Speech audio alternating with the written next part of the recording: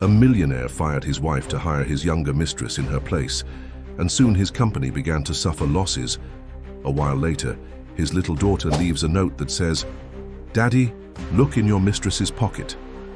He is shocked by what he discovers. If this story interested you, subscribe to our channel. Don't forget to like this video and tell us which city you're watching us from. We'll keep going. The setting sun cast long shadows through the floor-to-ceiling windows of Marcus Sterling's corner office, painting the modern furniture in shades of amber and gold.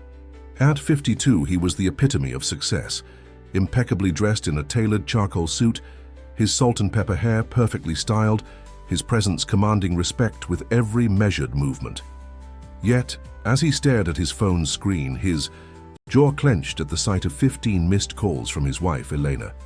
"Mr. Sterling," his assistant's voice crackled through the intercom, "your daughter Sophie's school called again. They said it's about the parent-teacher conference you missed this afternoon." Marcus pressed the intercom button with deliberate slowness. "Tell them I'll reschedule." He paused, then added, "And hold all my calls for the next hour. I need to focus on the Peterson contract." The truth was, he had remembered the conference. He had simply deemed it less important than securing the multi-million-dollar deal that would cement his company's position as the leading industrial supplier in the Northeast. What was one missed conference compared to ensuring his family's financial future? His phone buzzed again. Elena. This time he picked up, his voice carrying the weight of practiced patience. "I'm in the middle of something important." "Everything is always important, Marcus." Elena's voice trembled with barely contained emotion. "More important than your daughter's school conference, more important than our anniversary dinner last week, more important than—" "The Peterson contract is worth $30 million, he cut her off, his tone clinical and detached. Do you understand what that means for us? For Sophie's future?" "Sophie doesn't need millions, Marcus. She needs her father." The hurt in Elena's voice was palpable. "When was the last time you had dinner with us? When was the last time you asked?" About her day, Marcus stood walking to the window. Below, the city sprawled out like a glittering carpet, a testament to ambition and achievement. His reflection stared back at him, successful and powerful. "I'm not having this conversation again, Elena. Everything I do, every minute I spend in this office is for our family." "Is it?" Elena's question hung in the air like a challenge. "Or is it for yourself?" The line went quiet for a moment before she continued, her voice softer but no less determined. "I took a position in the procurement department last month because I thought it would bring us closer, that we could at least see each other at work, if not at home. But you've barely acknowledged my presence." Marcus felt a flicker of irritation. "I didn't ask you to work here. The company isn't a place for us to work on our marriage." "Our marriage?" Elena laughed, but it was a hollow sound. "What marriage, Marcus? We're living like strangers. Sophie asked me yesterday if you still lived with us or if you'd moved to your office permanently." The words stung, but Marcus pushed the feeling aside. "I have a meeting in 5 minutes. We'll talk about this later." "We won't, though, will we?" Elena's voice had grown quiet. "You'll come home late, if at all. You'll tell yourself you're doing the right thing. And another day will pass with your daughter wondering why her father doesn't love her enough to show up." Marcus ended the call, placing his phone face down on his desk. He had built this empire from nothing, turned a small family business into a corporate powerhouse. His family lived in luxury, wanted for nothing. Why couldn't Elena understand that his absence was a necessary sacrifice? The intercom buzzed again. "Mr. Sterling, Ms. Victoria Lane is here for your meeting about the Peterson contract." "Send her in," he replied, straightening his tie. The door opened and Victoria entered, young, ambitious, with a sharp mind that had caught his attention from her first day as a junior executive. She carried herself with confidence, her business attire perfectly tailored, her smile knowing and assured. "I have some innovative ideas for the Peterson presentation," she said, placing her tablet on his desk. "I think you'll find them quite interesting." As Victoria began her presentation, Marcus pushed thoughts of Elena and Sophie to the back of his mind. This was where he belonged, in his tower of glass and steel, making the decisions that shaped futures and built legacies. If his family couldn't understand that, it was their failure, not his. Elena Sterling sat in her small office in the procurement department, staring at the purchase order that would soon become her undoing. The order for industrial-grade steel components for the Peterson project seemed perfect on paper. The price was competitive, the delivery timeline ideal. She had triple-checked everything, yet something felt off. She glanced at the family photo on her desk, taken 3 years ago during their vacation in the Maldives. Sophie, then 12, beamed at the camera, sandwiched between her parents. Marcus had his arm around Elena's waist, his smile genuine and warm. It felt like looking at strangers now. A knock on her door interrupted her thoughts. "Come in," she called, quickly wiping away the beginning of tears. Victoria Lane stepped into the office, her presence immediately filling the small space. "Mrs. Sterling," she said, her tone professionally cordial. "I hope I'm not interrupting anything important." "Not at all," Elena replied, forcing a smile. "What can I help you with?" Victoria approached the desk, her heels clicking against the floor. "I noticed you're handling the steel component order for the Peterson project. I wanted to offer my assistance. I've worked with similar suppliers before." Elena felt a flicker of unease. Victoria had been spending a lot of time with Marcus lately, always present in meetings, always finding reasons to consult with him. She had caught them working late several times, their heads close together over spreadsheets and presentations. "Thank you, but I've got it under control," Elena said, trying to keep her voice neutral. "I've been in procurement for 20 years, just not here." Victoria's smile didn't waver.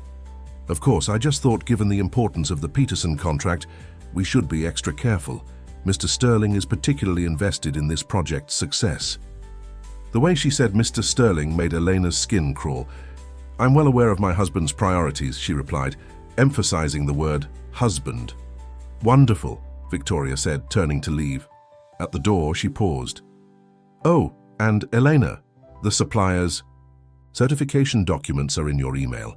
I took the liberty of forwarding them to you earlier." After Victoria left, Elena quickly checked her email. The documents were there, along with Marcus's digital signature approving the purchase. Everything seemed in order, yet that nagging feeling persisted.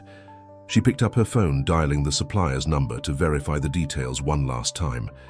As she waited for someone to answer, her eyes drifted to the photo again. Sophie had a dance recital tonight, another event Marcus would miss. The call connected and Elena straightened in her chair. "Hello, this is Elena Sterling from Sterling Industries. I'm calling about purchase order PS789. The conversation that followed made her blood run cold. The supplier's representative had no record of the certification documents she'd received. When Eleanor described them, the man seemed confused, insisting their company hadn't issued any such certificates recently. Eleanor's hands shook as she hung up the phone.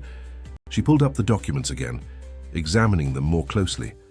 The formatting was perfect, the signatures impeccable, but now she could see tiny inconsistencies, dates that didn't quite align, reference numbers that didn't follow the usual pattern. Her computer chimed with a new email notification. It was from the shipping company, confirming that the first batch of components had already been delivered to their warehouse. Elena felt the room spin. If these materials were substandard, if they failed during production. She reached for her phone again, this time dialing Marcus's office. His assistant answered with practiced efficiency. "I'm sorry, Mrs. Sterling, but Mr. Sterling is in a meeting with Ms. Lane. He left strict instructions not to be disturbed." Of course he did. Eleanor stood up, gathering her things. She had to. Talk to him face to face, had to make him understand the gravity of the situation. As she rushed toward the executive floor, her mind raced with implications. How had this happened? Who had falsified the documents? And why did all paths seem to lead back to Victoria Lane? The elevator ride to the top floor felt endless. Eleanor clutched her tablet, containing evidence of what she'd discovered. She didn't want to believe it, but the pattern was becoming clear. Someone had orchestrated this, had set her up to take the fall for a massive procurement failure. The elevator doors opened. She saw Victoria emerging from Marcus's office, a satisfied smile playing on her lips.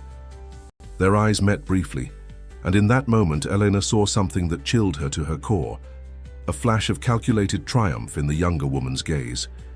Elena squared her shoulders and walked toward her husband's office. She had to make him listen, had to make him see what was happening right under his nose.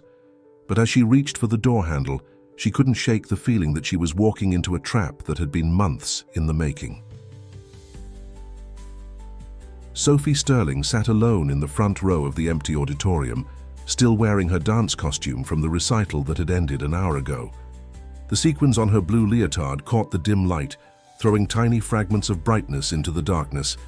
At 15, she was old enough to understand why neither of her parents had attended her performance, but that didn't make their absence hurt any less. Her mother had at least called, her voice thick with tears as she explained about some emergency at work. Her father hadn't even done that much. Sophie checked her phone again. No missed calls, no messages, just the usual social media notifications that seemed meaningless now. "You were amazing tonight," came a voice from the shadows. Ms. Reynolds, her dance instructor, walked down the aisle, her footsteps echoing in the empty space. That solo was perfectly executed. Sophie managed a weak smile. "Thanks. I've been practicing really hard. I can tell." Ms. Reynolds sat down beside her, her presence warm and maternal. "Your parents don't know what they missed."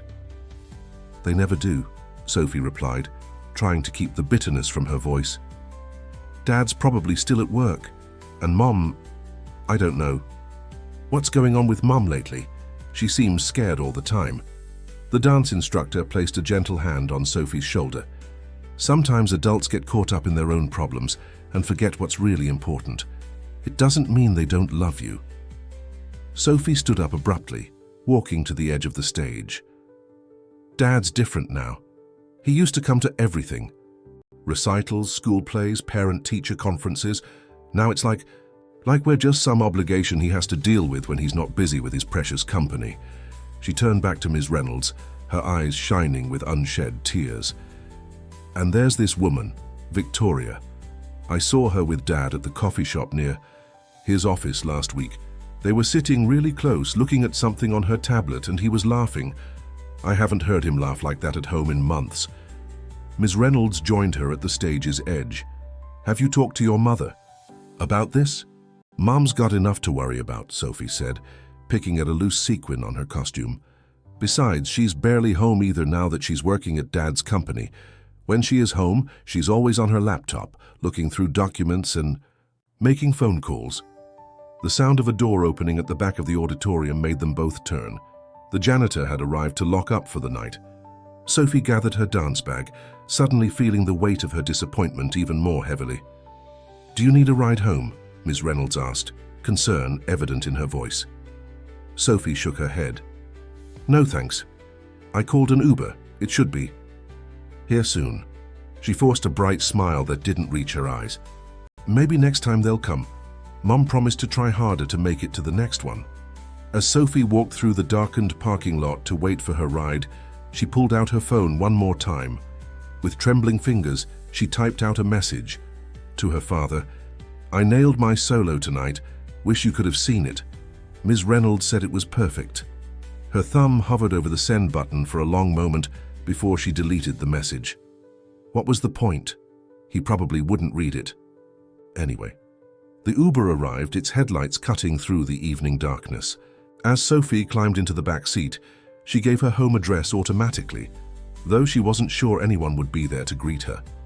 The house had felt empty lately, even when her parents were physically present. During the ride home, she scrolled through her phone's photo gallery, stopping at a picture from last summer.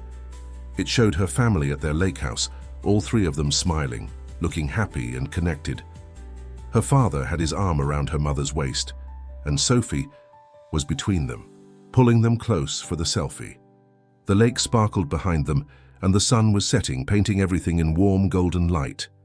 That had been before Victoria, before her mother started working at Sterling Industries, before everything started falling apart. The car pulled up to their expansive house. its windows dark except for the porch light that automatically turned on at dusk. Sophie thanked the driver and walked up the path to the front door, her dance bag feeling heavier with each step. As she unlocked the door, she wondered which would be worse, finding the house empty or finding her parents in the middle of another tense, whispered argument that would stop the moment they realized she was home. Victoria Lane stood in front of her bathroom mirror, carefully applying her signature red lipstick. Her reflection showed a woman in complete control. Designer clothes, perfectly styled hair, not a detail out of place. She smiled, remembering the look on Elena Sterling's face earlier that day when she'd emerged from Marcus's office. Everything was falling into place exactly as she'd planned. The falsified certification documents were perfect, virtually indistinguishable from the genuine articles. Elena had taken the bait, authorizing the purchase of the substandard materials exactly as Victoria had anticipated. Now it was only a matter of time before the house of cards came tumbling down. Her phone buzzed with a text from Marcus. "Need your input on the Peterson presentation. Breakfast meeting tomorrow, 7 a.m. Victoria's smile widened as she typed her response. Of course, the usual place. She knew Eleanor had seen them there last week. That had been intentional, another piece in her carefully constructed puzzle. She moved from the bathroom to her home office, where multiple monitors displayed various aspects of her plan. One showed the real supplier's documentation, another the falsified versions she'd created. A third displayed Sterling Industries' financial records, which she'd been quietly studying for months. The company's weakness had been obvious from the start. Marcus Sterling's ego. His belief in his own infallibility, his conviction that he could do no wrong, had made him the perfect target. All it had taken was some carefully placed compliments, a few innovative suggestions, and an attentive "dear." Men like Marcus were all the same. They mistook admiration for competence, attention for ability. Victoria opened her laptop, reviewing the next phase of her strategy. The Peterson contract was worth $30 million, but that was just the beginning. Once the defective materials were discovered, Sterling Industries' reputation would take a massive hit. Their stock would plummet, and in the chaos that followed, Victoria's real employers would swoop in to save the company at a fraction of its current value. And Marcus, he would be too busy dealing with his crumbling marriage and the fallout from the procurement scandal to see the bigger picture until it was too late. Elena would take the blame for the defective materials, her signature on all the relevant documentation. The fact that she was Marcus's wife would only make the scandal more devastating. A notification popped up on one of her monitors. Eleanor had just sent an urgent email to Marcus about irregularities in the supplier's documentation. Victoria smirked, opening her own email to craft a response that would further drive the wedge between husband and wife. "Marcus," she wrote, "I hope I'm not overstepping, but I've noticed some concerning patterns in the procurement department's recent decisions. I believe someone may be attempting to sabotage the Peterson contract. I hate to suggest this, but given Elena's recent emotional state and her resistance to my offers of assistance, perhaps we should discuss this privately." She read over the email twice before sending it, ensuring every word served its purpose. The seed of doubt had been planted weeks ago. This would help it bloom into full-grown suspicion. Her phone buzzed. Again, another text from Marcus. "Elena's making accusations about the supplier documentation. Says she tried to reach me earlier. Did she seem unstable to you today?" Victoria's fingers flew over the keyboard. "I didn't want to say anything, but yes, she seemed quite agitated when I offered to help verify the documentation. I'm worried about her judgment affecting the company." Setting her phone down, Victoria walked to her window, looking out over the city lights. In her reflection, she could see the subtle smile playing on her lips. Everything was proceeding according to plan. Soon Sterling Industries would be brought to its knees, and she would be handsomely rewarded for her part in its downfall. A small ping from her computer drew her attention back to her desk. Elena had just tried to access the original supplier, documentation in the company's system. Documentation that Victoria had already altered. She watched as Elena's access attempt was logged, adding another piece of evidence to the trail that would ultimately lead to her downfall. "Oh, Elena," Victoria murmured to herself. "You should have stayed home with your daughter instead of trying to play in the corporate world. Some people just aren't cut out for this game." She closed her laptop and began preparing for tomorrow's breakfast meeting. Marcus would be particularly vulnerable after his fight with Elena, making it the perfect time to deepen her influence. Victoria had learned long ago that the key to manipulation wasn't in grand gestures, but in small moments of manufactured intimacy. A sympathetic ear, a supportive word, a gentle touch on the arm at just the right moment. Marcus Sterling's world began to crack the morning the quality control report landed on his desk. He sat in his leather chair, mind racing as he read through the devastating findings. The steel components for the Peterson project, all of them substandard, all of them bearing his company's stamp of approval. His hands trembled slightly as he flipped through page after page of damning evidence. "This is impossible," he muttered, reaching for his phone to call Elena. His finger hovered over her name before he remembered their heated argument from the previous day. She had tried to warn him about the documentation, had insisted something was wrong, but he had dismissed her concerns as emotional overreaction. Victoria knocked and entered his office without waiting for a response, her expression grave. "I just saw the report," she said, closing the door behind her. "It's worse than we thought." Marcus looked up, his face ashen. "How did this happen? Every document was perfect. The certifications, the quality assessments, everything." "I've been doing some digging," Victoria said, perching on the edge of his desk. Her perfume, subtle and expensive, filled the air between them.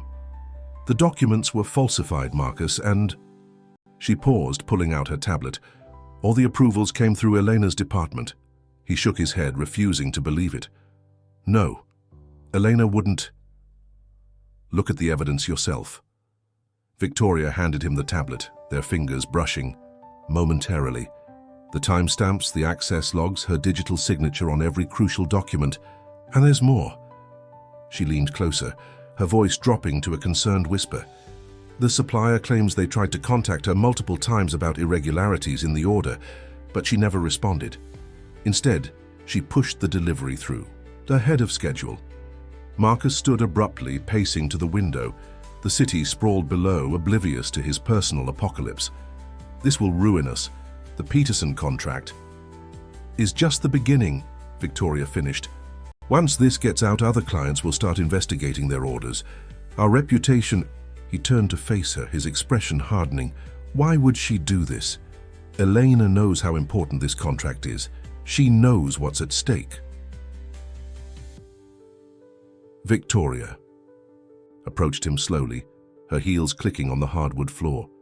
"Sometimes people we trust the most can surprise us. Maybe the pressure was too much. Or maybe—" She let the word hang in the air. "Maybe what?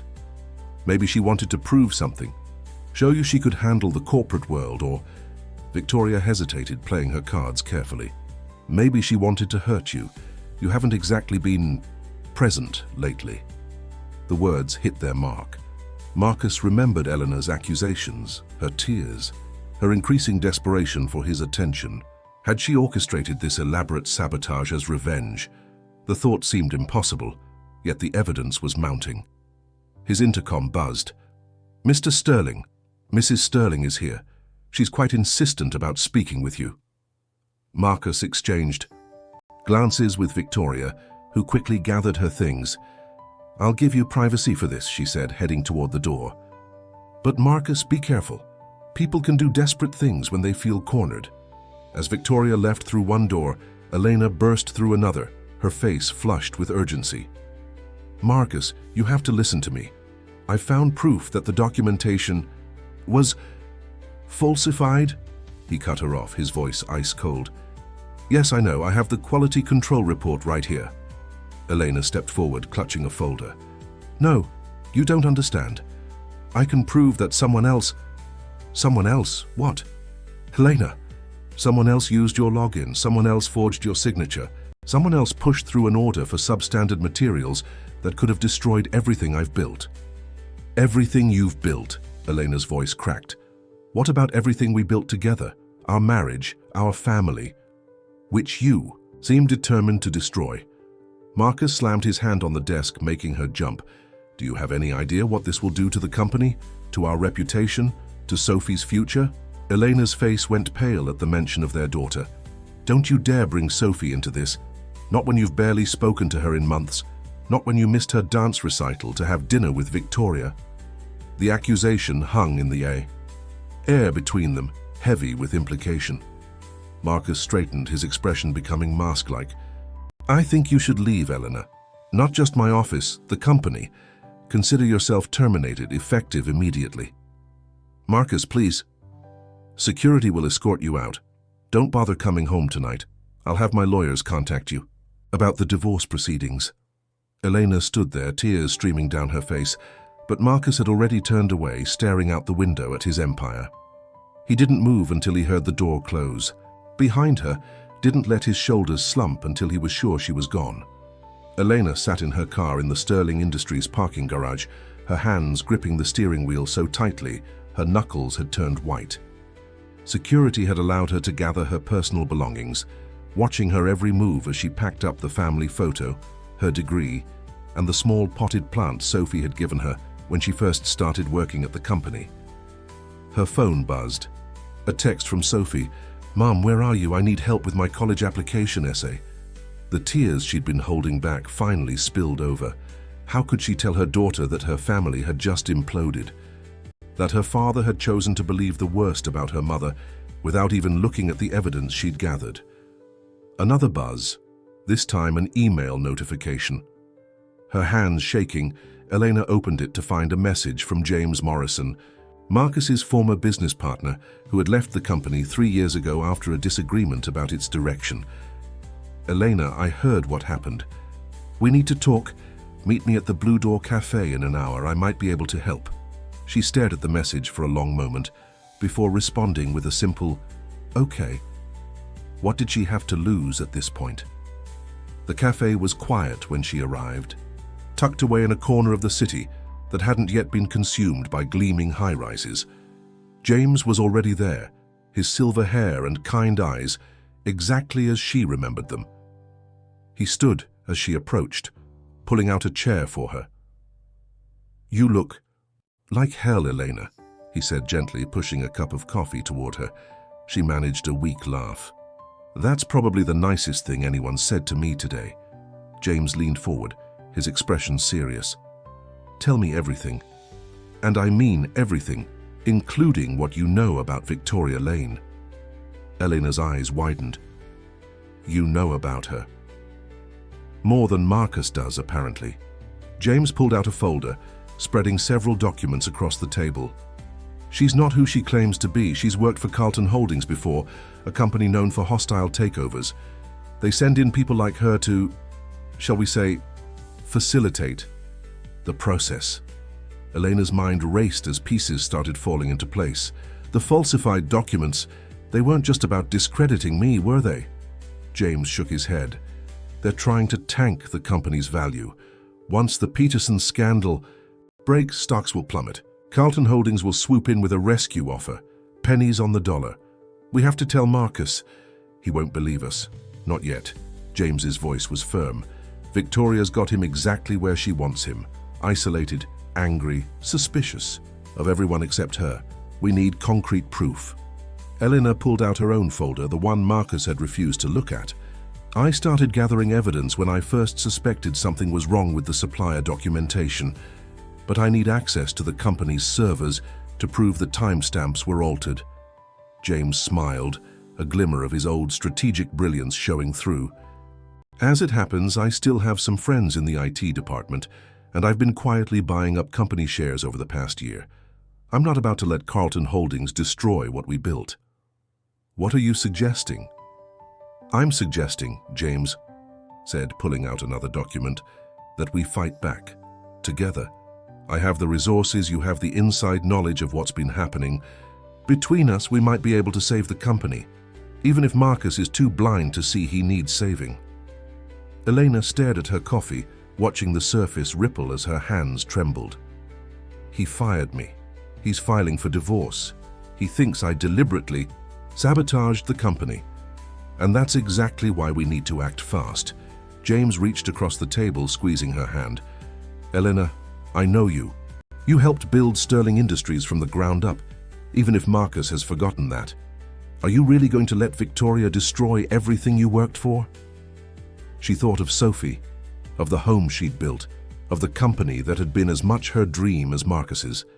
Something hardened in her chest, not hatred, but determination. Where do we start? James smiled, pulling out his phone. First, we document everything. Then, we start making some calls. I know people who can help us trace the money trail, from Victoria back to Carlton Holdings, but Elena... He paused, making sure she was looking at him. This won't be easy, and it won't be quick. I don't care how long it takes, Elena said, straightening in her chair. I'm not doing this just for revenge. I'm doing it because it's right. Because somewhere under all that ambition and ego, the Marcus I married is still there. And because our daughter deserves to know that her mother fought for the truth. James nodded, beginning to dial a number. Then let's get to work. We've got a company to save. And a snake to expose. As James made his calls, Elena pulled out her phone to text Sophie. I'll be home late tonight, sweetheart, but I promise, everything's going to be okay. We're stronger than we know. Sophie stood in the hallway of Sterling Industries, feeling out of place among the rushing executives in their press suits and clicking heels. She hadn't told either of her parents she was coming here. They probably wouldn't have noticed anyway, given how chaotic everything had become since her mother moved out 3 weeks ago. The reception desk loomed ahead, staffed by a young woman who barely looked up from her computer. Can I help you? I'm here to see my father, Sophie said, straightening her shoulders. Marcus Sterling. The receptionist's expression changed instantly, from boredom to careful neutrality. Do you have an appointment? No, but Mr. Sterling is in meetings all day. You'll need to schedule... It's fine, Angela. Victoria's smooth voice cut through the conversation. She appeared seemingly from nowhere, wearing a sleek black dress that made Sophie think of predatory cats. I'll take Sophie up myself. Sophie forced herself not to recoil, as Victoria placed a manicured hand on her shoulder, steering her toward the private executive elevator. The doors closed with a soft ping, leaving them alone in the mirrored box. It's so nice to see you, Sophie, Victoria said, her smile not quite reaching her eyes. Your father's been worried about you. Has he? Sophie couldn't keep the bitterness from her voice. That would be a first. Victoria's reflection in the elevator mirror showed a flash of something, annoyance, before smoothing back into practiced concern. This must be so hard for you, with your mother behaving the way she has. Sophie turned sharply. What do you mean? Oh. Victoria's hand flew to her mouth in fake concern. I shouldn't have said anything. It's just... Well, your mother's actions have put the company in a very difficult position. Your father's doing everything he can to protect everyone's jobs. The elevator doors opened before Sophie could respond. Victoria led her down the familiar hallway to her father's office, her heels clicking against the marble floor like a metronome counting down to something inevitable. Marcus was at his desk, surrounded by papers and looking older than Sophie had ever seen him. He glanced up as they entered, surprise flickering across his face. Sophie, what are you doing here? I'll leave you two to talk, Victoria said, but Sophie noticed she didn't quite close the door behind her. Why didn't you tell me about Mom? Sophie demanded, her voice shaking. I had to hear from my friends at school that she got fired. Their parents are all talking about it. Marcus rubbed his temples. It's complicated, Sophie. Adult things that you wouldn't understand. I'm not a child anymore. Sophie slammed her hands on his desk, making him jump. Mom's crying every night in our rental apartment, thinking I can't hear her. You haven't called or texted in weeks, and now I find out she supposedly did something wrong at work. Your mother made some very serious mistakes. The only mistake she made was trying to work here to be closer to you. Sophie felt tears burning in her eyes. She thought it would help fix our family, but you were too busy with her. She pointed at the door where Victoria's shadow was visible through the frosted glass. Marcus stood, his face hardening. That's enough, Sophie. Victoria has nothing to do with this. Your mother chose to betray this company. Mom would never do that. She loved this company almost as much as she loved you. Sophie's voice cracked. But maybe that was her real mistake, loving people who don't know how to love back. She turned to leave, then stopped at the door. You know what the worst part is? I had to get a ride here from Mum's new apartment because you don't even know where we're living now. You never asked. The look of shock on her father's face gave her a bitter satisfaction. She pushed past Victoria, who was pretending not to have been eavesdropping, and ran for the elevator. She didn't stop running until she reached the street, where she finally let her tears fall. Her phone buzzed, a text from her mother. "Where are you, sweetheart? I thought we were meeting at the apartment after school." Sophie wiped her eyes, looking back at the towering glass building that had stolen her father. Through her tears, she could see Victoria entering her father's office again, no doubt ready to comfort him and twist everything Sophie had said. She texted back, "On my way home, Mom, I love you." Because that's what families were supposed to say to each other. That's what her father used to say before he traded their family for an empire of glass and steel that was slowly crumbling beneath his feet. James. Morrison's office was a stark contrast to the sleek modernity of Sterling Industries. Located in an old converted warehouse, it had exposed brick walls, worn leather furniture, and computers that hummed with purpose rather than style. Eleanor sat, across from him, reviewing the evidence they'd gathered over the past 3 weeks. "Look at this," James said, pointing to his screen. "Every document Victoria falsified has a digital fingerprint. She was careful, but not careful enough. The metadata shows they were all created using the same software license, registered to Carlton Holdings." Elena leaned forward, studying the complex web of data they'd uncovered. "But why go through all this trouble? Why not just make a straightforward takeover attempt?" "Because Marcus would have fought that." James leaned back in his chair, his expression grim. "Carlton Holdings doesn't want to fight. They want to break him. Break the company so completely that their rescue looks like salvation rather than conquest." "And Victoria? She's done this before." James pulled up another file, showing similar patterns at other companies. Different names, different approaches, but always the same result. She gets close to the CEO, creates internal chaos, and when the dust settles, Carlton Holdings owns another company for a fraction of its worth. Elena felt her chest tighten. "How did we not see this coming?" "Because Marcus didn't want to see it." James's voice was gentle but firm. "He's always been his own worst enemy, brilliant with business strategies, but blind to personal manipulation. Victoria played to his ego, his insecurities about getting older, his need to feel admired and understood." A knock at the door interrupted them. Sarah Chen, James's head of IT security, entered with a tablet in hand. "You need to see this," she said, her usually calm demeanor rattled. "I've been monitoring Victoria's communications like you asked. She just sent an encrypted message to Carlton Holdings. They're accelerating their timeline." James took the tablet, his face darkening as he read. "They're planning to leak the Peterson contract scandal to the press tomorrow morning. Once that hits, the stock will crash," Elena finished, "and Carlton Holdings will make their move." "It gets worse," Sarah added. "Victoria's been quietly transferring company data to external servers. Product designs, client lists, everything that makes Sterling Industries valuable. Once they take over, they'll have everything they need to strip the company for parts." Elena stood pacing the room. "We have to stop them. We have all this evidence." "Evidence that would take too long to verify in court," James cut in. "By the time we could prove anything legally, the company would be gone." "Then what do we do?" James shared a look with Sarah, who nodded and left the room. He turned to Eleanor, his expression serious. "We fight fire with fire. Sarah's team has been developing a plan. It's risky, but it might be our only chance." He pulled up a new document on his screen. "Victoria thinks she's the only one who can play this game, but she's wrong. We're going to set a trap, one that will expose her true identity to Marcus and the board before she can implement her plan." "How?" "By giving her exactly what she wants, access to the company's most sensitive files, but when she tries to transfer them." A smile played at the corners of his mouth. "Well, let's just say Sarah's team has some surprises planned." Elena studied the plan, her heart racing. This could work, but Marcus, he'll never believe it coming from us.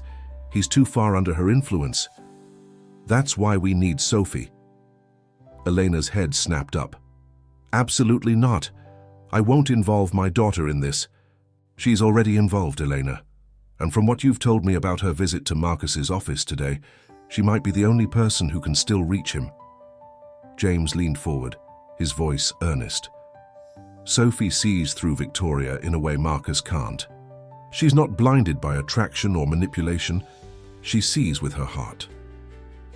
Eleanor sank back into her chair, remembering Sophie's tears when she'd returned from Sterling Industries earlier that day. Her daughter had been right. This wasn't just about business anymore. It was about family, truth, and the difference between real love and careful manipulation. If we do this, Eleanor said slowly, we have to move fast. Victoria's already suspicious. I can feel it, and if she realizes what we're planning, then we don't give her time to react. James picked up his phone. Sarah's team can have everything ready by tomorrow morning. Victoria thinks she's going to destroy Sterling Industries before breakfast. Instead, she's going to learn what happens when you underestimate the power of a family fighting back. Elena nodded, pulling out her own phone to text Sophie. We need to talk. There's something important I need to tell you about your father's company.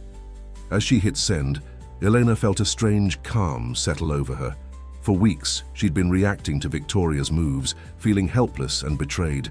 Now, finally, she was taking control. Tomorrow would change everything, for better or worse. Victoria arrived at Sterling Industries unusually early that morning, her stilettos echoing through the empty lobby. The sunrise painted the glass building in shades of amber, but she had no time to admire the view. Today was the day everything would change.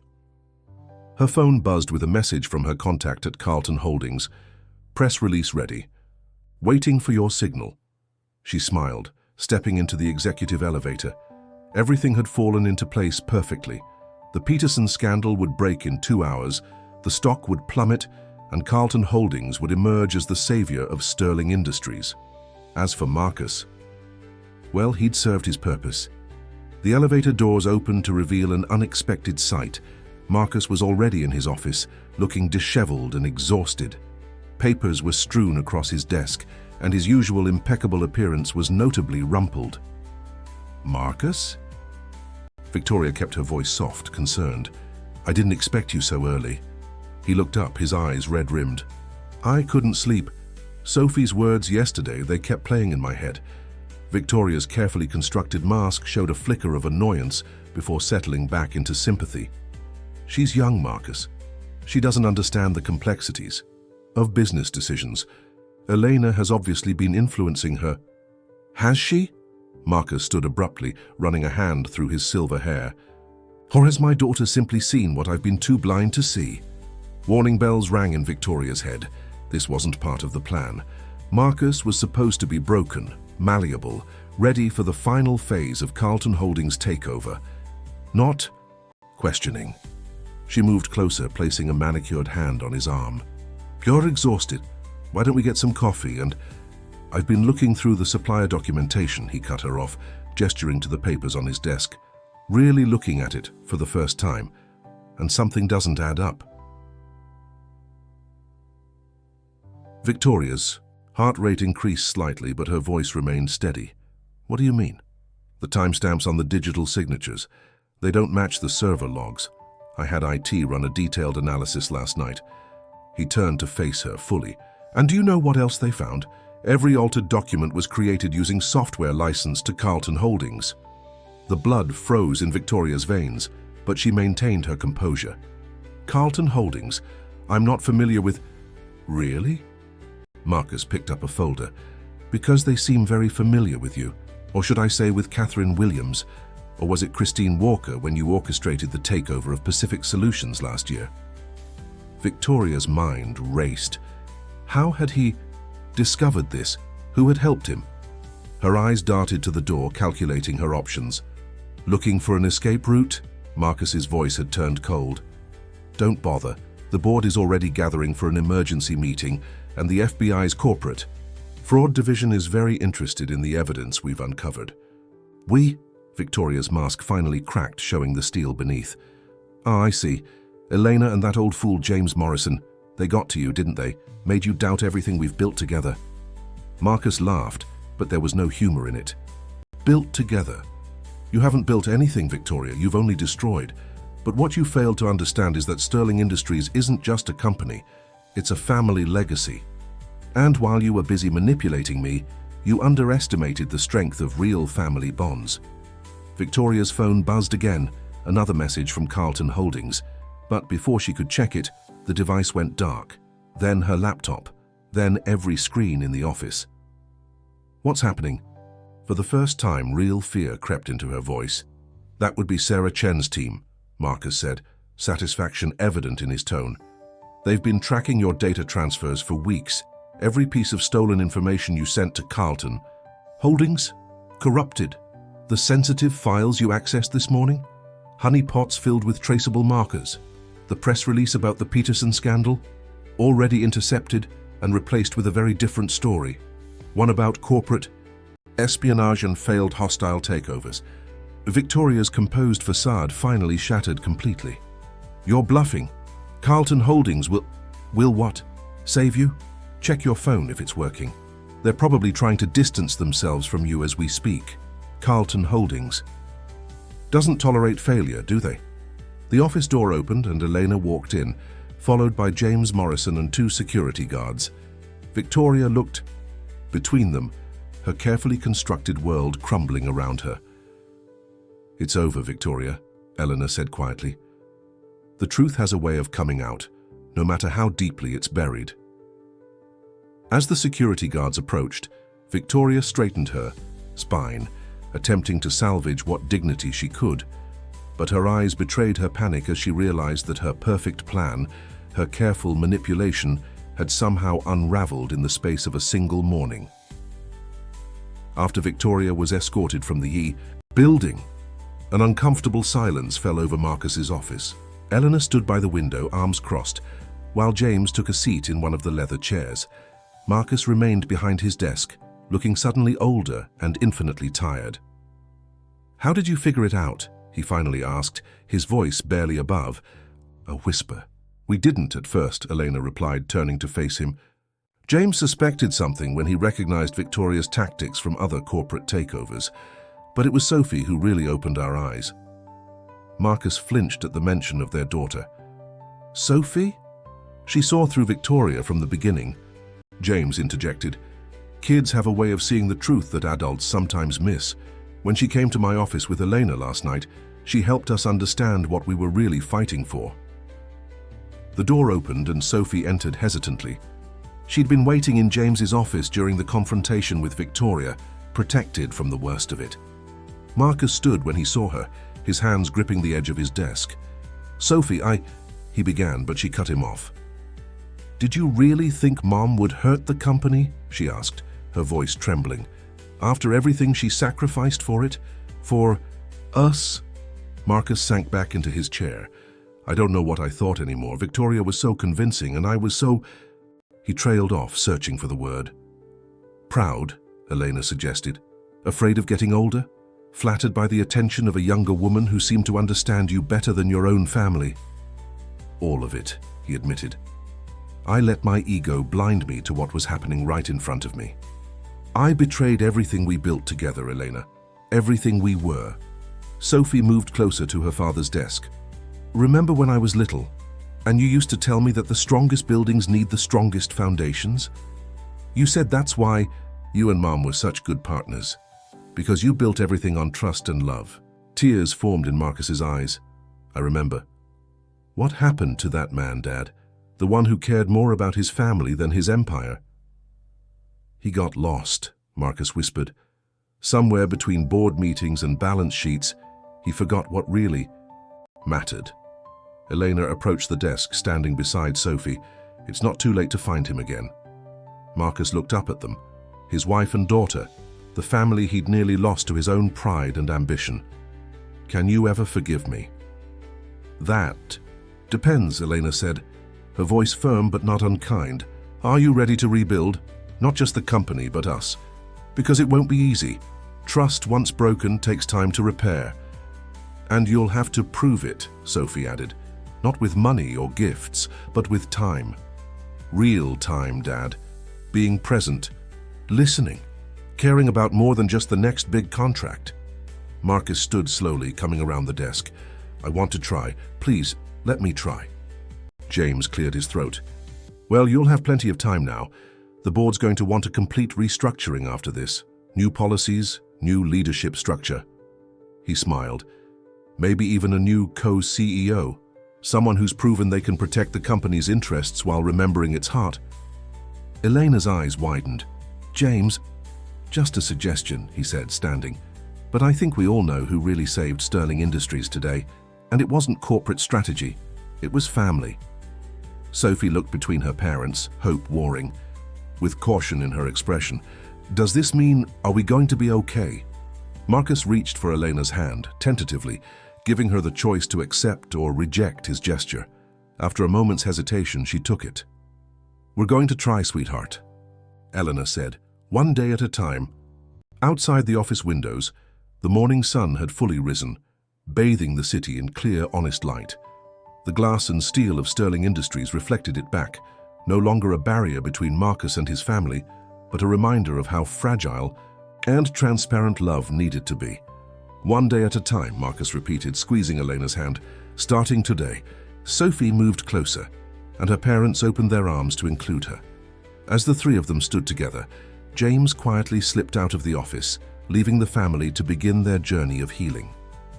The empire Marcus had built still stood, but now he understood its true foundation wasn't in contracts or stock prices. It was right, here in the arms of the people he'd nearly lost, in the love he'd almost forgotten how to give. 3 months had passed since Victoria's exposure, and Sterling Industries was undergoing a transformation that went far beyond its corporate structure. The morning sun streamed through the windows of the newly renovated executive floor, where 2 offices now stood side by side, one belonging to Marcus Sterling and the other to his new co-CEO, Elena Sterling. Elena sat at her desk, reviewing the latest proposals for company restructuring. The board had unanimously approved her appointment, recognizing that her actions had not only saved the company from Carlton Holdings, but had also revealed the need for balanced leadership.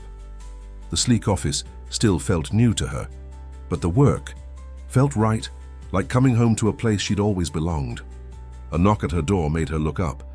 Marcus stood there holding 2 cups of coffee, a small gesture that had become their morning ritual. Thought you might need this, he said, placing 1 cup on her desk. The Peterson meeting is in an hour. Thanks. She took a sip, noting how he lingered instead of immediately returning to his office. These past months had been an exercise in rebuilding trust, one small moment at a time. Something on your mind? Sophie's college application essay, he said, sitting in one of the visitor chairs.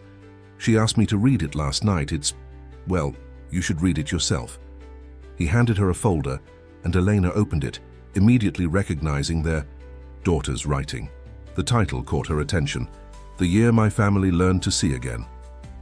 As she read, tears formed in her eyes. Sophie had written about the near collapse of their family, but not with bitterness or anger. Instead, she'd crafted a powerful narrative about redemption, forgiveness, and the courage it takes to rebuild broken trust. She'd written about watching her father transform from a distant figure, obsessed with success, into a man learning to balance ambition with love. She's incredibly wise for her age, Elena said softly, closing the folder. Marcus nodded, his own eyes suspiciously bright. She gets that from you. Eleanor, I've been thinking about what Sophie wrote about balance. Maybe we should consider implementing some of those family-friendly policies James suggested. Eleanor raised an eyebrow. The ones you called unnecessary distractions 6 months ago? I was wrong about a lot of things 6 months ago, he admitted.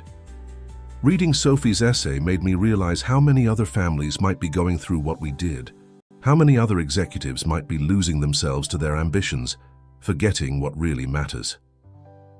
What exactly are you suggesting?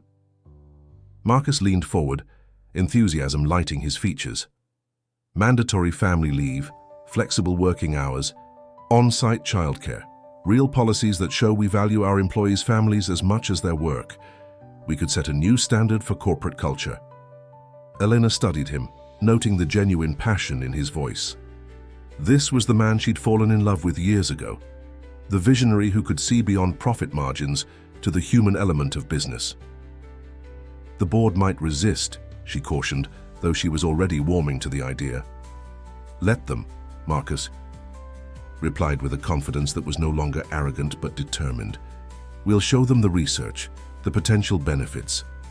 James already has data from companies that have implemented similar policies, and he smiled. We can be living proof that balancing family and business doesn't just work, it makes both stronger. Eleanor returned his smile, remembering how far they'd come. The previous night, they'd had dinner as a family, something that had become a regular occurrence rather than a rare event. Sophie had talked about her college plans, her fears, her hopes. Marcus had listened, really listened, asking questions, and offering support without trying to solve everything. Speaking of family, Elena said, checking her watch, Sophie's dance showcase is this afternoon. We promised we'd both be there. The Peterson meeting can be handled by the team, she finished. That's why we trained them, remember? Trust works both ways, Marcus. He nodded, standing. You're right. I'll have Sarah reschedule the meeting. Some things are more important. As he turned to leave, Eleanor called after him. Marcus, I'm proud of us, of how far we've come. He paused at the door, his expression softening. Me too. And Eleanor, thank you for not giving up on me, even when I gave you every reason to. After he left, Elena turned to look out her window at the city below. Sterling Industries still stood tall, still commanded respect. But now it was different. The cold glass and steel had been warmed by something more powerful than success, the E. Understanding that true strength comes not from standing alone, but from standing together.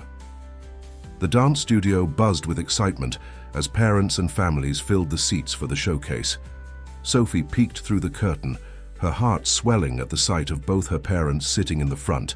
Choisin, her father was actually early, his phone turned off and tucked away in his pocket, a small gesture that spoke volumes about his commitment to change. Ready for your solo? Ms. Reynolds asked, adjusting Sophie's costume one last time. Sophie nodded, but her mind wandered to the events that had inspired her choreography. She titled her piece Reflection, drawing from the emotional journey her family had undertaken. The music would tell a story of separation, struggle, and ultimately reunion. Your parents are going to love it, Ms. Reynolds said softly, squeezing her shoulder. They've come so far. Indeed, they had. Sophie watched as her father leaned over to whisper something to her mother, making her laugh. The sight still felt somewhat miraculous, these moments of casual intimacy that had been absent for so long. The showcase began, and Sophie waited in the wings, stretching and preparing. Her father had asked about her choreography the night before, showing genuine interest in her creative process. He'd listened intently as she explained how dance could tell stories without words, how movement could express emotions too complex for language. Finally, it was her turn. As Sophie took her position on the stage, she caught her parents' eyes. Her mother gave her an encouraging smile, while her father sat forward in his seat, completely focused on her. No phone, no distractions, just presence. The music began, and Sophie moved through her choreography, telling her family's story through dance. Her movements spoke of distance and longing, of trust broken and rebuilt, of love that bent but never broke. As she danced, she could feel the emotion in the audience, the recognition from other families who perhaps saw their own struggles reflected in her performance. When the music ended, Sophie held her final pose, tears streaming down her face. The audience erupted in applause, but all she could see were her parents, standing together, their own faces wet with tears. Later, at the small celebration in their home, James Morrison raised a glass. To the Sterling family, proof that the strongest structures are built on love, trust, and the courage to begin again. And to Sophie, Elena added, who reminded us what really matters. Marcus cleared his throat, emotion making his voice rough. I have something to say. He pulled out an envelope from his jacket. This arrived today from Carlton Holdings' board of directors. The room went silent. Sophie moved closer to her. Mother, but Marcus smiled reassuringly. They've withdrawn completely. The investigation into Victoria's activities revealed systemic problems in their takeover strategies. They're facing their own restructuring now. He set the envelope down. But that's not what I wanted to share. He turned to face his family and friends. Today, watching Sophie dance, I realized something. Success isn't measured in stock prices or contract values. It's measured in moments, in being present for your daughter's performance, in sharing coffee with your wife every morning, in building something that helps other families grow stronger together. Elena took his hand and Sophie moved to stand between them. Sterling Industries was always meant to be a family company, Marcus continued. Not just our family, but a company that values all families. That's why Elena and I have decided to launch the Sterling Family Initiative, a comprehensive program to help our employees balance work and family life. James raised his eyebrows. The board approved this. Unanimously, Elena said with a smile. Turns out our story resonated with them more than we expected. Many of them saw themselves in Marcus's journey, successful executives who needed a wake-up call about what really matters. Sophie hugged her father tightly. I'm so proud of you, Dad. Marcus held his daughter close, reaching for Elena with his other arm. I'm proud of us, sweetheart. All of us. We fell apart, but we found our way back together. And maybe, through the company, we can help other families do the same. As the evening continued, Sophie watched her parents moving through the room together, finishing each other's sentences, sharing knowing looks and gentle touches. The change in them wasn't just in big gestures or policy decisions. It was in these small moments of connection, in the way they'd learned to see and hear each other again. The Sterling family had been rebuilt, stronger than before, on a foundation of hard-earned wisdom and rekindled love. Their story wasn't perfect, but it was real, a testament to the power of second chances and the courage to choose love over pride, family over empire, presence over power. 1 year after Victoria's attempted takeover, Sterling Industries hosted its annual charity gala with a different focus. Instead of the usual display of corporate success, the event celebrated the company's new direction. The grand ballroom of the city's most prestigious hotel was filled with employees and their families, a testament to the company's transformed values. Elena stood at the podium, addressing the gathered crowd. When we launched the Sterling Family Initiative 6 months ago, some called it a risky experiment. They said focusing on family-friendly policies would hurt our bottom line. She paused, letting her gaze sweep across the room. Today, I'm proud to announce that Sterling Industries has seen a 30% increase in employee retention, a significant rise in productivity, and our stock value has never been higher. Applause filled the room. In the front row, Marcus sat with Sophie, both beaming with pride. The changes hadn't been easy. Restructuring an entire corporate culture never was, but the results spoke for themselves. But numbers don't tell the whole story, Elena continued. The real success is in the stories I hear every day. The father who could attend his son's graduation because of our flexible hours. The mother who no longer has to choose between her career and caring for her children thanks to our on-site childcare center. The families who have dinner together every night because we understand that work-life balance isn't just a buzzword, it's a fundamental right. From her seat at a nearby table, Sarah Chen, now head of innovation and family programs, nodded, in agreement. The technical genius who had helped expose Victoria had become instrumental in implementing the company's new initiatives, proving that corporate success and family values could coexist. And none of this would have been possible, Elena said, her voice softening, without a personal journey that taught us the true meaning of success. She looked directly at Marcus and Sophie. Sometimes you have to almost lose everything to understand what really matters. As Eleanor stepped down from the podium, the room erupted in another round of applause. She made her way back to her family, accepting Marcus's embrace and Sophie's excited squeeze of her hand. "Mum, that was amazing," Sophie whispered. "But you forgot to mention the scholarship program." Marcus chuckled. "That's coming up next. Sweetheart, your mother always knows how to build suspense."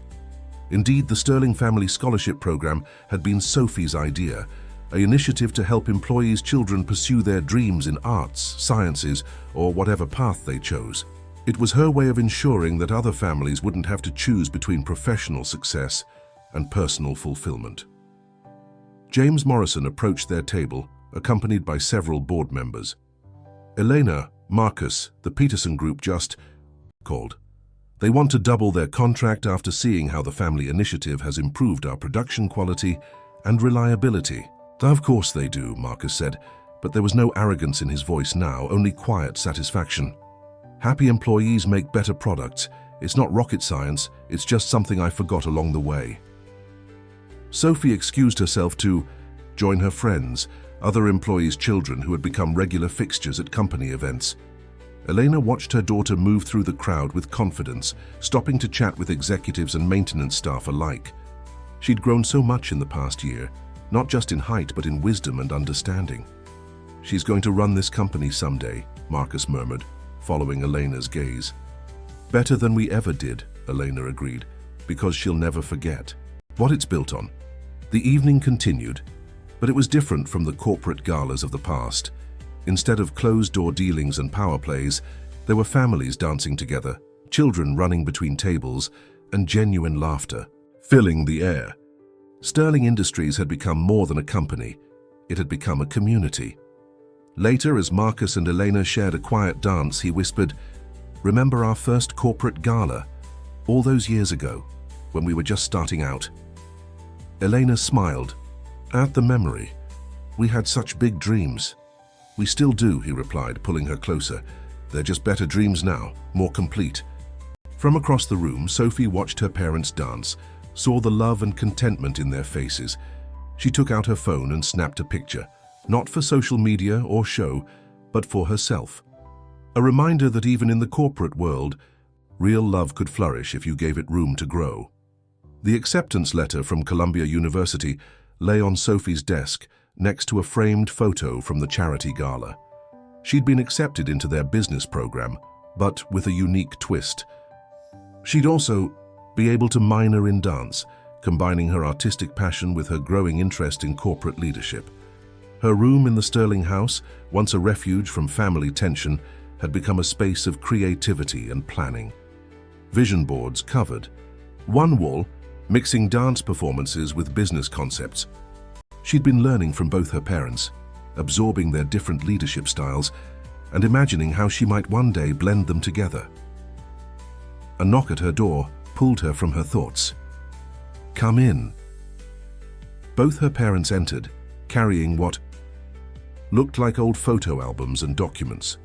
"We have something to show you," Elena said, sitting on Sophie's bed. Marcus joined her, and Sophie swiveled her desk chair to face them. "What's all this?" Marcus opened one of the albums.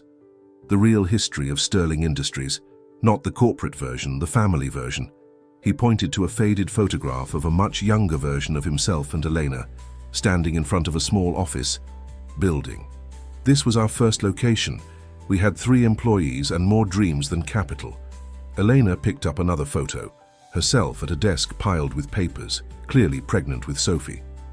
"I worked until the day before you were born. We couldn't afford for me to take much time off." She smiled at Marcus, which is why the new parental leave policy means so much to us both. Sophie leaned forward, fascinated. She'd heard bits and pieces of the company's early days, but never the full story. What changed? When did it start becoming what it was before? Marcus's expression grew thoughtful. "Success is like a slow-acting poison sometimes. Each achievement makes you hunger for more. Each victory convinces you that nothing matters except the next win." He took Elena's hand. "I forgot that our biggest victory was sitting at the dinner table every night." "But you remembered," Sophie said softly. "You both did." Elena pulled out another document, the original business plan for Sterling Industries, written in Marcus's ambitious scrawl. "We started this company with two goals: to build something lasting and to make life better for families. Somewhere along the way we lost sight of the second part, but thanks to you, Sophie, we found it again." "Me?" Sophie looked surprised. "Your courage in standing up to me," Marcus explained. "Your persistence in believing in family even when I'd forgotten how. Your dance performances that showed us more truth than any corporate report ever could." He smiled at his daughter. "You're the heart of Sterling Industries, Sophie. You always have been." Sophie felt tears welling up. "I used to hate the company, you know. I thought it took you away from us." "It did for a while," Elena acknowledged, "but now it's bringing families together, not just ours, but hundreds of others. And that's partly because of you." Marcus pulled out one final document, a new business plan, professionally bound but with a personal touch. "We want you to have this. It's the complete outline of the Sterling Family Initiative, including the scholarship program you inspired. Something to take with you to Colombia." Sophie took the document, running her fingers over the embossed cover. "I'm not leaving for months yet." "We know," Elena said, "but we also know you'll start planning and improving it right away. You've got both our business sense and our creativity, plus something entirely your own." "What's that?" "Wisdom," Marcus said simply. "The kind that comes from watching something fall apart and helping build it back stronger." He looked at his daughter with pride. "You're going to change the business world, Sophie. Not by forgetting about family for success, but by showing how they make each other stronger." Sophie stood and hugged her parents, the acceptance letter and business plan pressed between them. Outside her window, the sun was setting over the city, painting the sky in shades of promise. Sterling Industries building stood in the distance, its windows reflecting the golden light, no longer a symbol of cold corporate success, but a beacon of balanced ambition and family values. "I had an idea," Sophie said as they pulled apart, "for my first project when I come back from college." "Oh?" Both parents looked intrigued. "A mentorship program, pairing executives with employees' kids who are interested in business, teaching them from the start that success doesn't have to cost you your soul." She grinned. "I already have my first volunteer mentor." "Who?" Marcus asked. "James Morrison.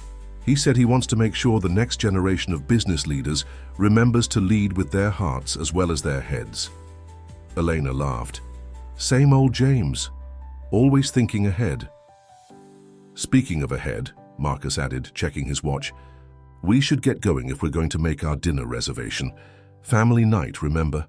Sophie gathered her things, including the new business plan. As they headed out, she paused in the doorway of her room, looking back at the vision board with its mix of dance and business dreams. Thanks to her parents' journey and her own, she no longer had to choose between passion and success. She could dance through the corporate world, bringing grace to governance, art to enterprise, and most importantly, heart to business. 18 months after Victoria's departure, Elena stood in front of the mirror in her executive bathroom, preparing for perhaps the most important board meeting of her career. The Sterling Family Initiative had exceeded all expectations, and today they would present their plan to expand it nationwide, helping other companies implement similar programs. A soft knock at her office door was followed by Sarah Chen entering with a tablet in hand. "The final numbers just came in," she said, her excitement barely contained. 97% of companies that participated in our pilot program reported improved employee satisfaction and retention. And the productivity metrics. She handed Elena the tablet with a flourish. Elena's eyes widened as she scrolled through the data. "These results are incredible. Have you shown Marcus yet?" "He's reviewing them now, but there's something else." Sarah pulled up another document. "Remember that anonymous tip we received about other companies Victoria had targeted? Well, 3 of them have reached out. They want to implement our family-first policies as a preventive measure against hostile takeovers." Elena smiled, remembering how their own crisis had led to this transformation. "Send me their information. I want to handle these personally." "Already? Done? Oh, and James Morrison called. He's finished interviewing the first batch of scholarship recipients for the mentorship program.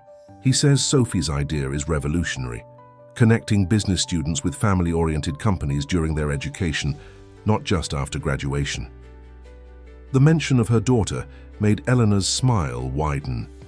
Sophie was thriving at Columbia, maintaining perfect grades while still pursuing her passion for dance. She'd even started a student organization dedicated to promoting work-life balance in corporate careers.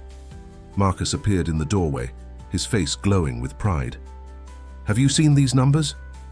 We're not just changing our company anymore. We're changing the entire corporate landscape." Elena crossed the room to embrace her husband. Their relationship had grown stronger through their shared mission, their love deepened by their commitment to helping other families avoid the pitfalls they'd encountered. "The board's waiting," Sarah reminded them gently. "And you won't believe who else showed up." They followed her to the conference room, where the sight that greeted them brought tears to Eleanor's eyes. Standing at the head of the table was Sophie, who had flown in from New York as a surprise. She wore a professional suit, but had paired it with her favorite dance shoes, a perfect representation of her balanced approach to life. "I couldn't miss this," Sophie announced, hugging her parents. "Besides, I have my own presentation to add." The board members filed in, followed by James Morrison and representatives from several major corporations. The room hummed with anticipation as Marcus called the meeting to order. 18 months. "Huggers," he began, his voice strong and clear. "Sterling Industries faced a crisis that could have destroyed us. Instead, it transformed us.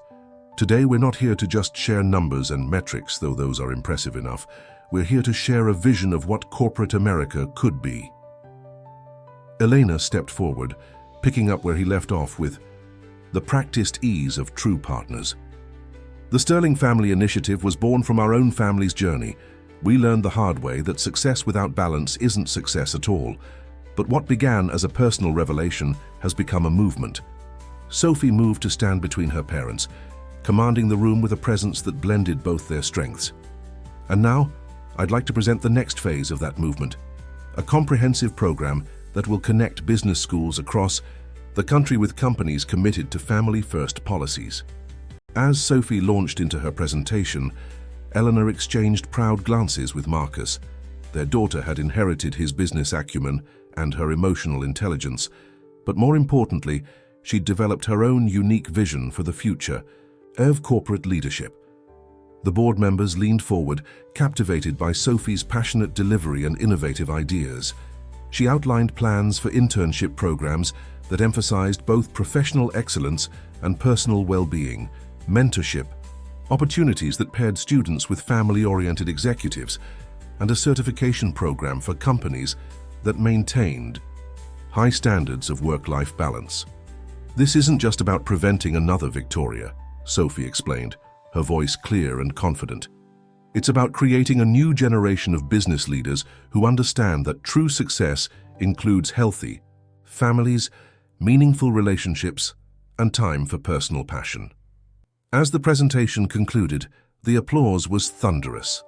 Board members and corporate representatives alike stood to offer their support. James Morrison, beaming with pride, was already making notes about expanding the scholarship program to accommodate the new initiatives. Elena felt Marcus squeeze her hand, and she turned to see tears in his eyes. "We almost lost all of this," he whispered. "But look what we built instead." Their family hadn't just survived a crisis, they had transformed it into an opportunity to help others. Sterling Industries had become more than a company. It was now a beacon of hope for corporate families everywhere, proving that success and love could not only coexist, but strengthen each other. The evening after the board meeting, the Sterling family gathered at their lake house, the same place where nearly 2 years ago they had taken their last happy family photo before everything fell apart. But now, the atmosphere was different. The air was filled with not just success, but genuine joy and connection. Sophie sat on the deck, her feet dangling over the water, while her parents prepared dinner together in the kitchen. Through the window, she could see them moving in perfect synchronization, stealing kisses between chopping vegetables and stirring sauces. It was a dance of domestic harmony that once seemed lost forever. "Penny for your thoughts?" Elena asked, joining her daughter with 2 glasses of lemonade. Sophie accepted one, smiling. "I was just thinking about that summer before everything happened. Remember how Dad was always on his phone even here at the lake?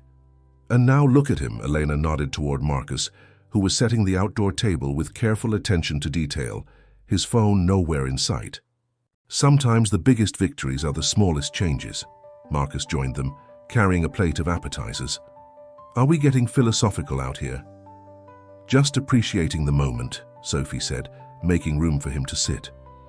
"The board meeting. Today it felt like everything coming full circle. Like all the pain and chaos led us somewhere better than we could have imagined." Elena leaned against her husband's shoulder. "It's amazing how life works that way. Sometimes what feels like an ending is really a beginning." "Speaking of beginnings," Marcus said, pulling an envelope from his pocket. "This came for you today, Sophie, from the National Dance Foundation." Sophie's hands trembled as she opened the letter. Her eyes scanned the contents, growing wider with each line. "They want me to choreograph a piece for their annual gala. The theme is Building Bridges, Connecting Different Worlds Through Art." "That's perfect," Elena exclaimed. "You've been doing exactly that with business and dance." "And family and corporate life," Marcus added. "You know, watching you dance at your showcase last year, that's when I truly understood what we'd almost lost. Your performance said more than words ever could." Sophie tucked the letter away carefully. "I already know what I want to create for the gala. A piece about our story, about how love can transform everything it touches, even the cold world of corporate finance." The sun was setting over the lake, painting the sky in brilliant colors that reflected off the water. In the distance, a family of ducks glided peacefully across the surface, parents and ducklings moving together in natural harmony. "We should make this a regular thing," Marcus suggested. "Monthly family weekends at the lake. No phones, no business, just us. And maybe some dancing," Sophie added with a grin. "Speaking of dance," Elena said, standing and offering her hand to Marcus, "I believe you owe me one, Mr. Sterling." Marcus took her hand, pulling her close. "I believe I owe you several lifetimes of dances, Mrs. Sterling." As her parents swayed together on the deck, Sophie pulled out her phone, not to check emails or social media, but to capture this moment. The photo she took showed them silhouetted against the sunset, their bodies close, their movements natural and free. It was a far cry from the stiff, formal poses of their corporate photos.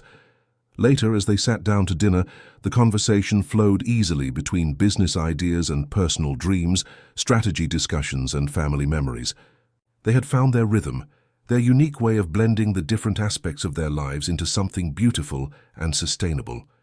"To the Sterling family," Marcus raised his glass, "not just the 3 of us, but everyone who's part of our extended corporate family. May we always remember that true success is measured in moments like these. And to love," Elena added, "which turned our biggest crisis into our greatest blessing. To balance," Sophie concluded, "and to dancing through life with grace, whether in the boardroom or the ballroom."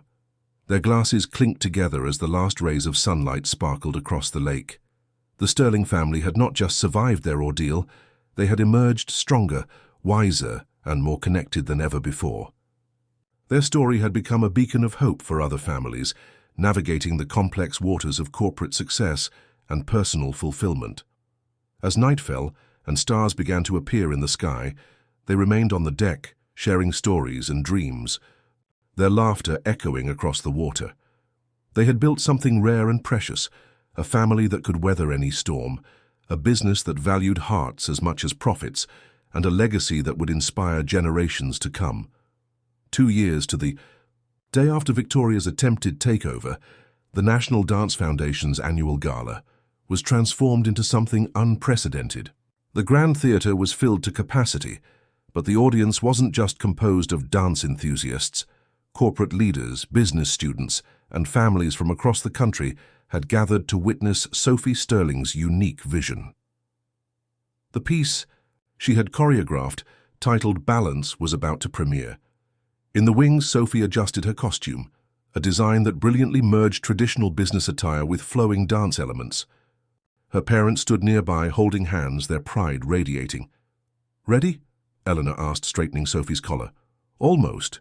Sophie pulled out a small photo from her dance bag, the image of her parents dancing at the lake house. "This is what inspired the final sequence. Real love, real connection, no pretense." Marcus touched the photo gently. "From that day on, I knew we'd be okay. More than okay." The lights dimmed, signaling the start of the performance. Sophie took her position on stage as the curtain rose. The backdrop was a stunning visualization of a corporate cityscape that would gradually transform throughout the piece.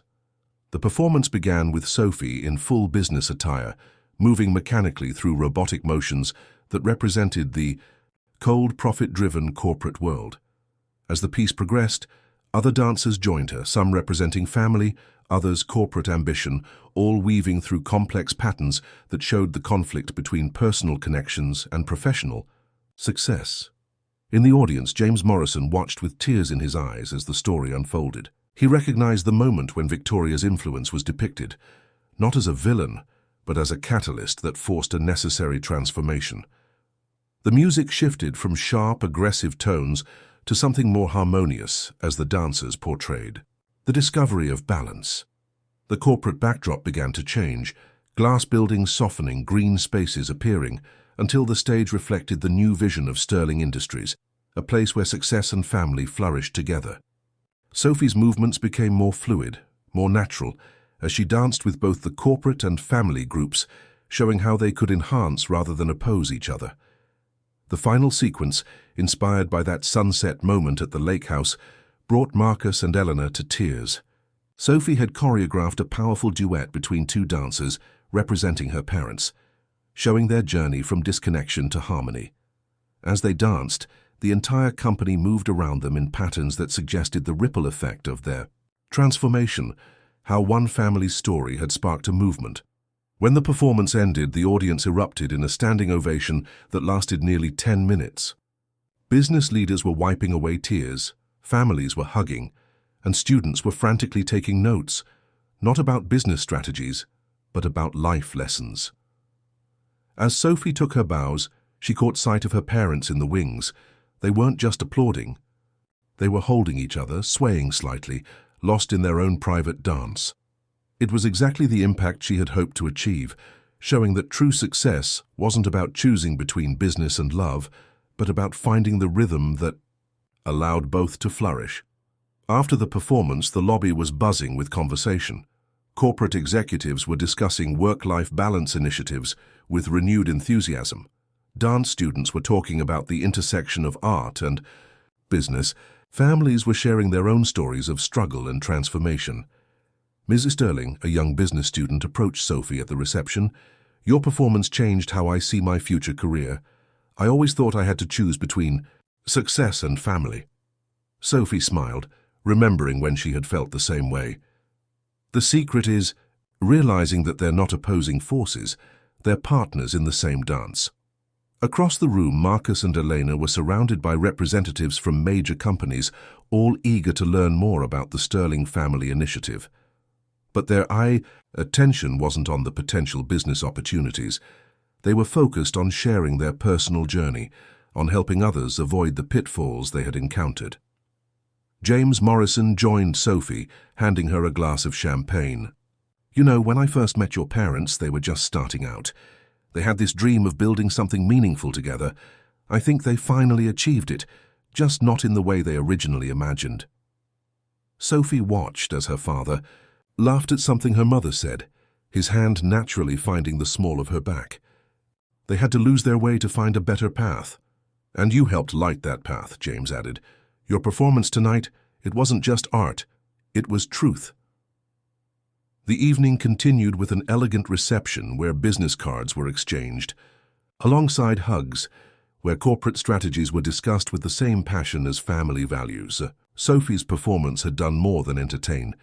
It had illustrated a new possibility for the business world, a way forward that honored both ambition and love. On a bright spring morning, 5 years after the events that had nearly torn The Sterling family apart, Sophie stood in front of Sterling Industries headquarters. The building looked different now. Large windows had replaced many of the opaque glass panels, letting natural light flood the offices.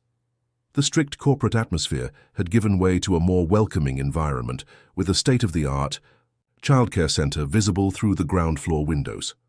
She was no longer the uncertain teenager who had once confronted her father in his office. Now at 25, she had completed her business degree while maintaining her passion for dance, and was ready to take on a leadership role in the company. But first, there was something special to celebrate. Inside, the main lobby had been transformed for an intimate ceremony. The Sterling Family Initiative was being permanently enshrined into the company's charter, ensuring that future generations would maintain the balance between corporate success and family values.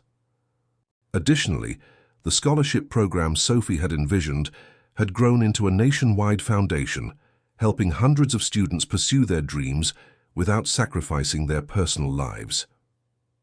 Elena and Marcus stood together at the podium, their hands clasped. Time had added touches of grey to their hair, but their eyes sparkled with the same love that had helped them rebuild their relationship. The audience consisted of employees and their families, board members and representatives from companies that had adopted their family-first policies. 5 years ago, Marcus began, his voice strong and clear, I thought I knew what success looked like. I was wrong. True success isn't measured in profit margins or stock prices. It's measured in the smiles of children who get to have dinner with their parents every night. It's counted in the moments we don't miss, the memories we create together. Elena stepped forward. The Sterling Family Initiative wasn't just about creating family-friendly policies. It was about changing the very nature of corporate culture. Today, we're not just celebrating our success. We're celebrating every family that has found their own balance, every company that has learned to value both professional excellence and personal fulfillment. Sophie joined her parents at the podium, carrying a special plaque that would hang in the lobby. It read, Success is a family dance. Step together, grow together, achieve together. When I was younger, Sophie addressed the crowd, I used to think business and family were opposing forces. But life, like dance, is all about finding the right rhythm. Sometimes you move quickly, sometimes you slow down, but you never lose sight of your partners. The plaque was unveiled to applause, but it wasn't the only surprise of the day. James Morrison stepped forward with an announcement that brought tears to Elena's eyes. The National Business Council has created a new annual award, he declared. The Sterling Award for Corporate Family Excellence. It will recognize companies that demonstrate exceptional commitment to maintaining work-life balance while achieving business success. And I'm pleased to announce that the first recipient is a company that helped us develop the criteria, Chen Innovations, led by our own Sarah Chen. Sarah, who had turned her technical expertise into a thriving, family-friendly tech company, accepted the award with graceful humility. Her success story was just one of many that had grown from the seeds of change planted by the Sterling family. As the ceremony concluded, Marcus, Elena and Sophie walked together through the building that had once symbolized the barrier between business and family. Now the walls featured photographs of company events where children played while parents worked, where professional achievements were celebrated alongside personal milestones. They stopped at Elena's old office in the procurement department, now transformed into a collaborative workspace where parents could work while keeping an eye on their children in the adjacent playroom. The site brought back memories of darker days, but also highlighted how far they had come. You know, Marcus said, pulling both his wife and daughter close, Victoria thought she was destroying us. Instead, she gave us the wake-up call we needed. Sometimes the greatest gifts come disguised as our greatest challenges. Sophie smiled, remembering the frightened teenager she had been, the determined student she became, and the confident leader she was growing into. We learned to dance in the storm, she said softly. Elena squeezed her daughter's hand.